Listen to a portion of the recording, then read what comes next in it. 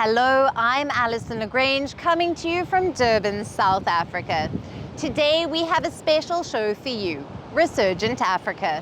Amid the coups and the crises, there are many positive stories from Africa that often get overlooked, but not on this show.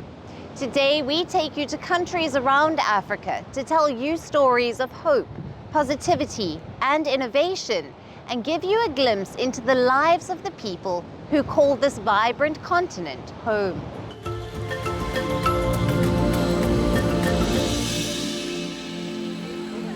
The world is just a few months away from witnessing an unparalleled sports spectacle, the 2024 Olympic Games. This year, the iconic city of Paris is the host, and the city is determined to create an unforgettable event. For the first time, the opening ceremony won't be on land. Paris has a visionary plan to hold it on the Seine River. But the excitement doesn't stop there. The Olympic Committee has chosen 90-year-old Oumar Dime to carry the Olympic torch. They told me, we want a Senegalese rifleman to be designated for the port of the Olympic flame, but it is you that we chose. What do you think? I stayed a few minutes. I said, okay, this is an honor for me. Why choose a man who had never even heard of the torch before? Oumar Dime was born in Senegal, a country once under French colonial rule. He joined the Senegalese tirailleurs in 1953. The former rifleman was inspired by those who returned with honors. He volunteered to fight in Indochina, where France, supported by the US, fought the Chinese-backed Viet Minh. Then he fought in the Algerian War. After Senegal gained independence in 1960, Dime re-enlisted in the Senegalese army. After his service, he settled in northeast Paris, eventually becoming a French citizen. In 2023, the French government allowed the remaining tirailleurs to receive their pensions without needing to spend half the year in France. After this, Dime returned to Senegal.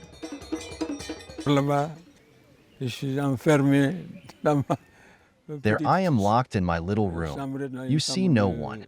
Sometimes people even die in their rooms, a few people. Before we know it, they've already rotted in it. That's not a life. I am very happy really, very happy to be back in my family. For Dime, being chosen as a torchbearer is a deep honor. He's one of the 20 men from his village who served France. Many of his comrades returned wounded or didn't return at all.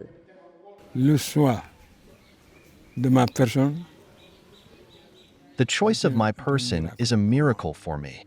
My solitude touches in part my companions from Indochina, Algeria, and even the National Army.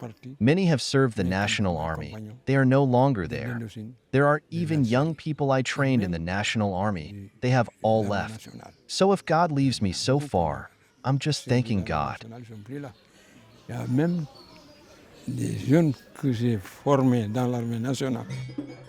Being selected by France as a survivor is a profound miracle for him. Stephanie Troussel, president of the Seine-Saint-Denis department, said, "The choice of Oumar Dime contributes to the essential work of remembrance because the Senegalese riflemen have been forgotten for too long in our collective memory." The world looks forward to the 2024 Olympic Games, and it looks like this Olympics will not only celebrate athletic excellence but also honor the resilient spirit of people like Dime, promising to be an event that unites the world in a celebration of hope, courage, and humanity.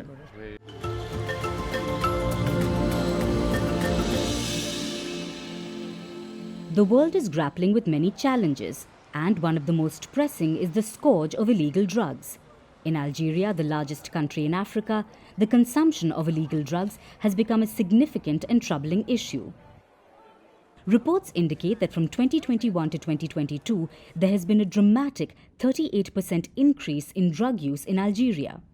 Statistics from the National Office for the Fight Against Drugs and Addictions estimate that there are currently 3 million users and addicts in the country, with 3% of these being women. This alarming trend poses a grave concern for many Algerian families.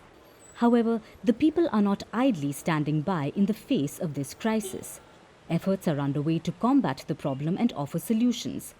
A rehab center located west of Algeria's capital, Algiers, is at the forefront of this mission.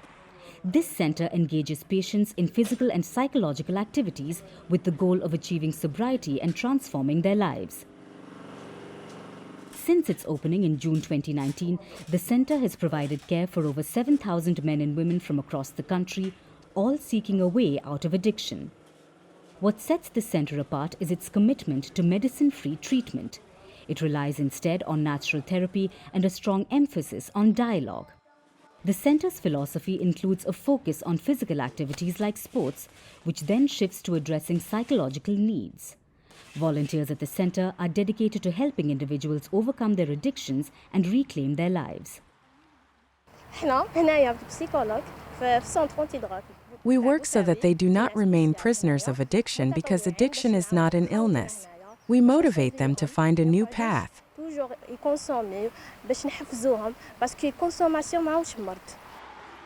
Patients arriving at the center want to break free from the vicious cycle of addiction.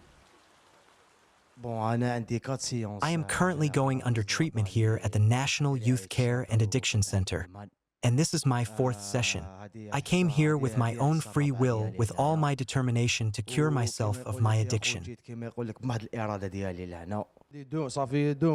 I have been going under treatment here for 2 months. Thank God I found comfort, regained my health, and saved money. I am in great shape. It is essential to turn first to God. My prayers are now my priority. It is crucial to start praying. There are caring people who help you get out of this addiction world.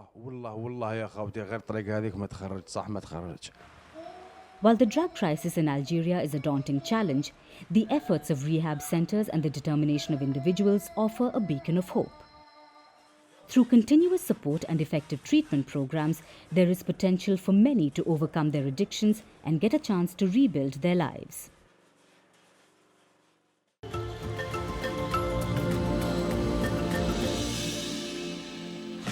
Talent knows no age boundaries. Stories of extraordinary young achievers inspire everyone.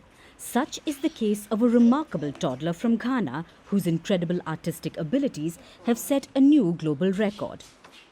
He's not even 2 years old, but already he's taking the art world by storm. Ace Liam Ankra is the world's youngest male artist. He clinched the title after exhibiting and selling his brightly colored paintings, and his achievement has been confirmed by the Guinness World Records. Ace Liam will turn 2 years old in July. He made his debut with a masterpiece titled The Crawl. Liam's mother, Chantel Kukua Eghan, discovered his passion for painting when he was just 6 months old.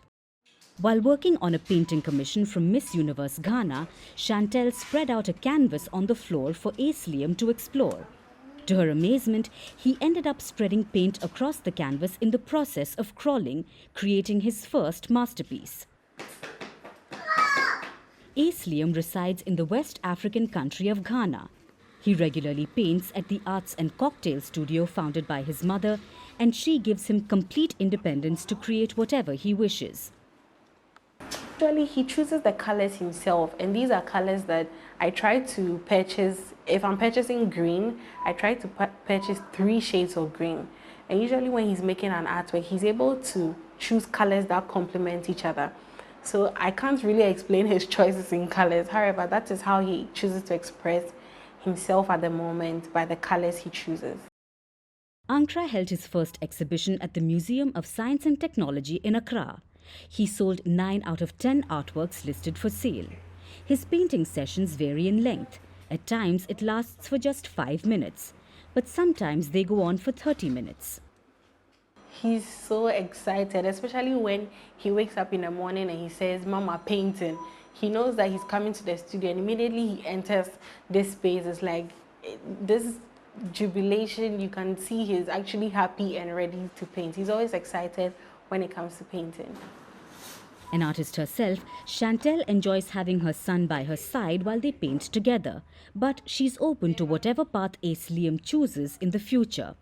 For Ace Liam's future, I believe that it's only right to push him when it comes to education and possibly selling his works internationally. So right now, my future plans for him is to seek scholarship opportunities where he will be found in an educational space where his art could be nurtured, as well as probably working with international galleries where he could sell his artworks. If he ends up growing up and he chooses another field, that is also good, because I want him to also explore. It could be sciences, it could be music, it could be arts. Ace Liam's story is an example of how passion and talent can flourish at any age. His journey as the world's youngest male artist has not only set a new record, but it also serves as a source of inspiration for the young and old alike. Whether he continues in the arts or ventures into new fields, Ace Liam's early achievements have already left their mark.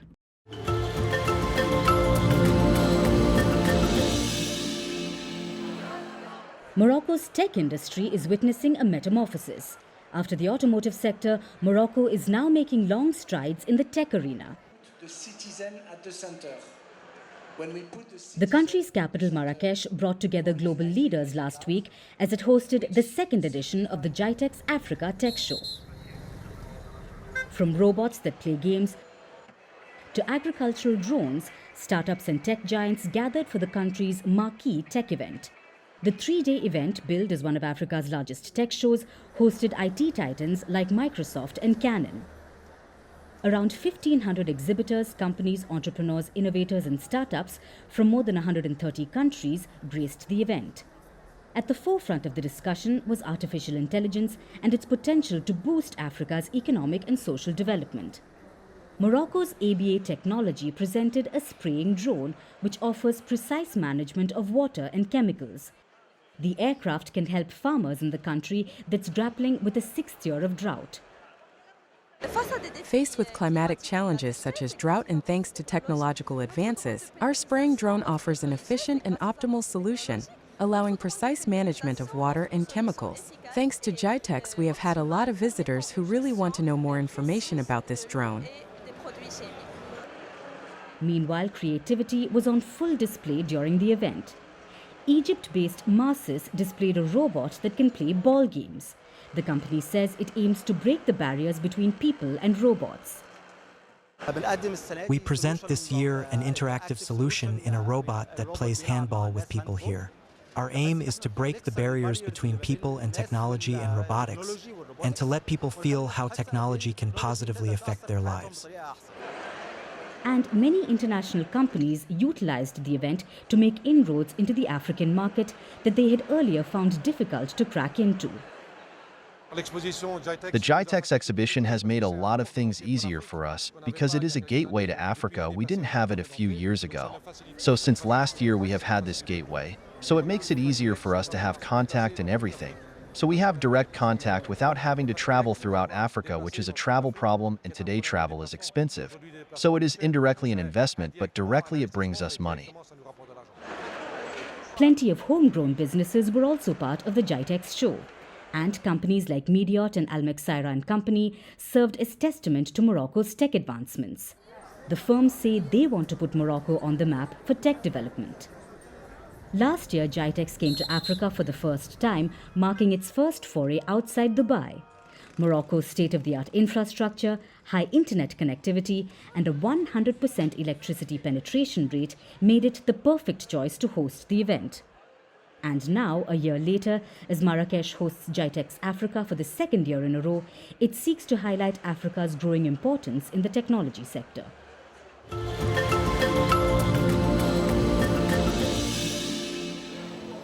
Cervical cancer is a deadly disease that kills hundreds and thousands of people each year. In 2020, Africa reported 100,000 cases of cervical cancer, with as many as 70,000 deaths. This means that out of every 5 cervical cancer deaths globally, 1 was reported in Africa. The West African nation of Nigeria alone reported as many as 8,000 cervical cancer deaths in 2020. The country also recorded 12,000 new cases of the deadly disease. Before we tell you more, let's understand what cervical cancer is. It is caused due to the formation of an infectious tumour in the lowermost part of the uterus. The United Nations says that cancerous tumours in the cervix are the third most common form of cancer in Nigeria. It's also the second most frequent cause of cancer-related deaths among women between the ages of 15 and 44. But cervical cancer woes may soon come to an end in Nigeria as the country has got its HPV vaccine. The jab was first introduced as part of Nigeria's routine immunization program in October last year, and now it has been extended to a majority of Nigerian states. After launching a nationwide vaccination drive, the authorities are now encouraging citizens to participate in it. Nigeria is running online and offline campaigns. These campaigns educate citizens about the HPV vaccine and its benefits. This vaccine is safe and it doesn't have any negative effects on the girls, because there are some rumors going around that they want to reduce the fertility of the girls. But we have been educating the parents that this vaccine is safe. The only thing it does is it prevents cervical cancer. The campaign defies the odds of having an underfunded healthcare system and educating at least 210 million Nigerians who speak more than 500 different languages. We have heard about cervical cancer before now, and we are aware of the disease it creates. That's why I asked my daughter to go get vaccinated as a preventive measure. When the healthcare workers got here and they wanted to vaccinate my daughter, I asked about what it does. When they explained its benefits, that's why I allowed my daughters to be vaccinated. The program aims to vaccinate over 3 million 9-year-old girls and 14 million 10 to 14-year-olds. The drive is the largest rollout of the single-dose vaccine in Nigeria to date. The HPV vaccine has been in use in many developed nations for about 2 decades now. But the introduction of the vaccine in Nigeria's immunization program is a historic milestone for the country, as it is a step towards saving the coming generations from a deadly disease in a country that's still trying to refine its healthcare system. And that's all we have on the show for today. Thank you for watching. Stay tuned to First Post.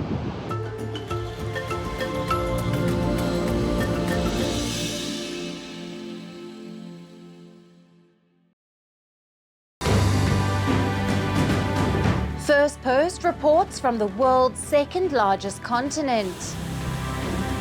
Hello, I'm Alyson Grange. A very warm welcome from Durban, South Africa. We get you the news and the newsmakers from Africa. From elections to climate change to innovations and opportunities. As the world's attention shifts, we report from Africa, the heart of the global south. Join me every weekday live on First Post.